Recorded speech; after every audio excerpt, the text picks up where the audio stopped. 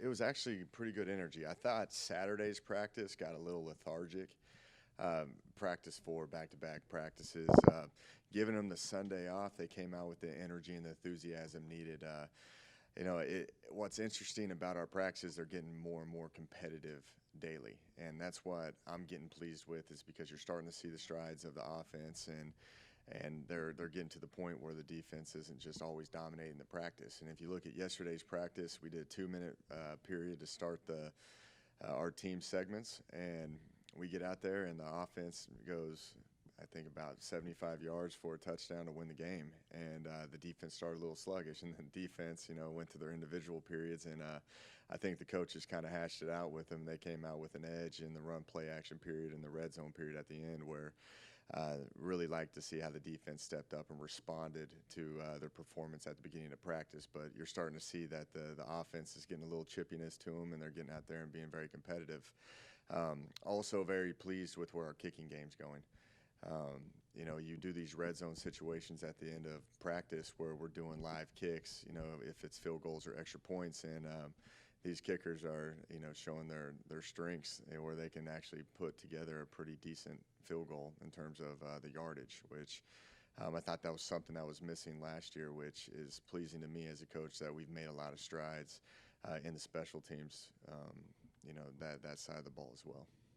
Is any of the, specifically on special teams, any of the kickers standing out to you? I mean, I know you've got a bunch of them. Yesterday I think we were 5 of 6 on field goals, and one of them was a snap hold issue.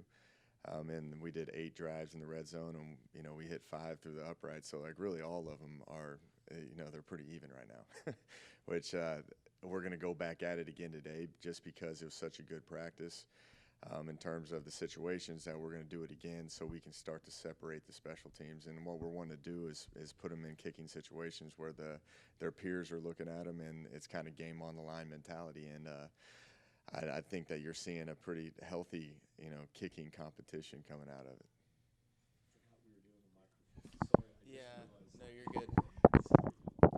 Oh, y'all go ahead. New rules, man. Rick threw a curveball at you, man. Yeah, I was trying not to speak in the microphone until I had a question, but here I am. But now that we're in full pads, what other special teams are you guys running? You guys practicing punts and kickoffs and? Yeah, we're doing everything right Yeah. now. Like I'm saying, we can't sit there and pump the brakes like spring. Like, it is full speed ahead on everything. We've got really every scenario in, except kind of the end of the game onside kick situations. We're installing our tight punt, where you're coming out, and we're doing where our pin punt, where we're trying to sky the kick and try to pin the opponent deeper into their territory. So there's a couple of those situations that we haven't got to, but all 4 core special teams are going full speed right now. So that's something that we have to do. We can't sit there and pump the brakes, because there's just so many different scenarios that come across in the game of football. That's why you hear me talk about moving forward with the installations and making sure that situationally we're doing the best we can, so our kids are as prepared as possible when they go into that first game. That's my whole thing right now, is to change that mentality where these kids sink to the level of their training, that we've shown them every single thing imaginable, where they can get into a situation in a game and they can be like, you know what, I've seen this before, and they can sink to the level of their training. So that's what we're trying to accomplish right now. Yeah, obviously we're going to get to talk to Coach Whitworth here in a minute, but how does he impact the special teams? What have you seen from him where he impacts the special teams? Yeah, Coach Witt's awesome now. He's got a lot of energy. He puts a lot of work into it. It's tough to find special teams coordinators that will do all 6 phases and coach a position and still do it at an efficient rate. And that's something that's great about Coach Witt, because he understands how the depth charts work. He's not going to overload certain starters, but we want our best players on special teams, and he does a great job at balancing that special teams depth chart, which is one of the hardest things to do, and there's an art to that in football. And he does a great job at making sure that we're getting the right people in the right spots without taxing them completely, so we can still be efficient on both sides of the ball and not wear these kids down. So it's pretty fun to watch him do that, but he also knows the developmental side of things. And, and he's teaching these kids great technique, and there's an understanding and a purpose of the technique that we're doing and how that translates to the field. So very detailed in how he installs his special teams. And if you ever had an opportunity to sit in one of his meetings, it's pretty entertaining too. I noticed one thing is that when you've been here, I'm sure there's been phases for you where you've trying to find goals of what you want to do with this team. And as you go into fall camp, what have been some of those goals for you as a coach and as a team to where you want to get to week 1? Yeah, I think the terms that you keep hearing is the smart, efficient football team. Like, I think these kids play with great effort. I think the physicality is just naturally going to increase because they're playing with good effort. But we have to be able to learn how to finish games and play together, and that's the most important thing to me. And that's why I'm talking about we have to sink to the level of our training. We've got to show these kids why we're doing certain things, and just make sure that we're all on the same page. That's the hardest thing to do in football is not beat yourself. And like that's something that they're getting sick of me saying it. I bet you guys are getting sick of me talking about it. But there's so much truth to that we can't just beat ourselves. But that's kind of from an X's and O's type deal. But from the cultural side of things, it's just making sure that we trust everything that's going on in this program. There's no hesitation. There's a reason why our nutrition is upping, and how we're doing like recovery and strength and conditioning, and why we're doing special teams, how we're doing it with the whole, the plan that Coach Witt has. Like, it's just making sure that everybody's aligned in the right direction and they have the trust of what's going on, especially from their teammates, their coaches, or anything that touches our program. I think you, Taylor, mentioned during media day about how the fact that running backs have been having to learn wide receiver routes. How has Coach Whitworth helped with the development of the running backs in regards to running routes and catching? Yeah, Coach Witt was a great running back in college. So, he's been there. He understands what it takes. If you want to play in the NFL at running back, you better be a pretty good receiver, because that's where the game is going. You can't just be a one-dimensional guy. And I think that's something that you can tell these kids, this is what we're trying to do. If you want to play at the next level, this is the perfect offense to be a part of, because we're going to showcase you running the football and catching the football. So, I laugh because the running backs are on the jugs machines more than the receivers now because they think they're these great receivers. But let's take this in baby steps right now. And so specifically, what are you looking for from the team for the rest of the week? It's the whole thing about stacking days. Like, we got to be able to stack days and keep putting them consistently together. Like, this week right here is so critical for our team. In terms, that's going to be the identity of the team that we put out versus Texas A&M.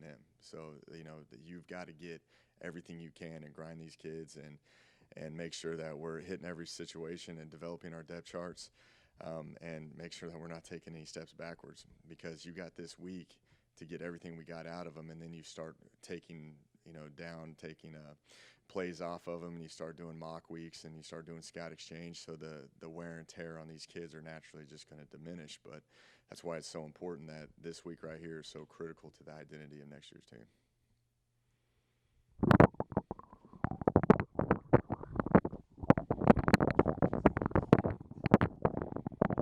Testing. So yesterday I had to kind of do a double take when I saw Cambro Winters out there. He's a big kid, true freshman coming in. Can you see any of the young guys like him and Jordan Mask kind of breaking into that defensive backfield out there? I do. I see the three young kids are playing at a high level. If we're not going to utilize them on defense, I bet you Coach Witt's going to utilize them on special teams, because there's a physical nature to these guys. You got Kevin Anderson and Cam Winters and Jordan Mask. Those are three put together freshmen, and they have a physicality to them where the first couple practices with their pads were off, they're kind of going in the wrong direction at times, but then when the pads came on, they're going in the wrong direction, but they're very violent when they were doing it. And now through the course of just coaching them, they know what they're doing now, and they're playing with the physical edge that is needed to play this game. And I think you're going to see all three of these guys be instrumental at some point, if it's on defense in a pretty important role, or for sure going to be pretty impactful on special teams. haven't looked at too much of your history at other places in terms of prioritizing upperclassmen over underclassmen, and what kind of role does that take in your style of coaching? That I'm not a big believer in really redshirting. It's about you need the best players now. That's part of going out and recruiting and find the next one to come replace them. So, Coach Witt and I talk about this all the time. It's just if they can play them now. It's going to be better for the development of our program and where we want to go. And in the long run, you don't want to just be saving players for years down the line. So I'm all for just playing guys immediately. Got a little half scrimmage tomorrow. We've heard. Mm-hmm. What are you looking for there? Yeah, it goes down to situations, but I want them to just play ball. Like it kind of, when you do scrimmages, it takes off the wear and tear of a structured practice that's long. It's kind of a psychological thing too, but it makes practices a lot more fun, more competitive. And there's a lot of things about what I've been preaching about doing the little things right, where we're going to have the referees out there. They're going to be calling penalties, false starts. They're going to mark it off. There's delay of games, clock management. It's just we've got to put them in game-like situations, because I'd like to get this tomorrow and then be able to cut back on the depth chart a little bit so we can up the reps and then have a full-blown scrimmage on Saturday. So it's kind of the process of starting to whittle down, who we're going to put out there on the field, because, again, this is the critical week of, we got to have the guys that we believe are going to be the top 11 of each group walking out there on Saturdays. How much of the depth chart has been filled out so far? A pretty good amount has been filled out. You have a decent idea of the personnel that you have coming out of spring. Now you're looking at all the true freshmen, trying to see if they can fit into it, and then you're moving bodies around based off of if they've made strides over the summer, and now they're actually going to be pretty impactful on offense, defense. So it's all about just moving numbers around and making sure that we're properly putting these kids in the right position and not wearing them out.